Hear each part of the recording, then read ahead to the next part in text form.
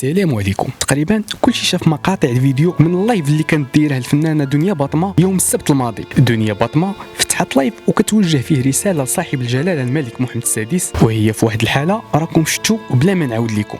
اوكي، بعيدا عن داكشي اللي دارت وداكشي اللي ما دارتش، المهم الله اعلم، حنا ما سوقناش، نجيو نشوفوا غير من الجانب الفني. الفنانه دنيا باطمه قدمت الكثير للفن المغربي، اكثر من بزاف ديال الفنانه اللي حاليا معطيه لهم قيمه كبيره في المغرب، وهذه القيمه غير حيت الاعلام المغربي هو اللي كينفخ فيهم، بحال مثلا سعيده شرف. الا قارناها بدنيا باطمه غادي نلقاو باللي دنيا باطمه احسن بزاف من سعيده شرف، لكن المشكل اللي كاين هو بعض المنابر الاعلاميه هما اللي كيسببوا بحال هذا الشيء. مثلا دنيا باطمه كان عندها مشكل مع قناه شوف تيفي، وهذا الشيء قديم، يمكن تستدعوها باش دير معاهم شي حوار ورفضات، وبطبيعه الحال قناه شوف تيفي ما غاديش دوزها ليها، تسنات حتى جات الفرصه المناسبه وهي تنتقم من دنيا باطمه. وهنا كلشي كيولي بان ليه باللي الفنانه دنيا باطمه هي اللي غلطه. وما تنساوش باللي اللايف ديال دنيا باطمه كان وصل للملايين ديال المشاهدات من خارج الوطن وداخله، اللي في نفس الوقت كان الخطاب ديال الرئيس التركي طيب اردوغان اللي كان كيشاهدوا في اللايف غير شي 20 شخص فقط.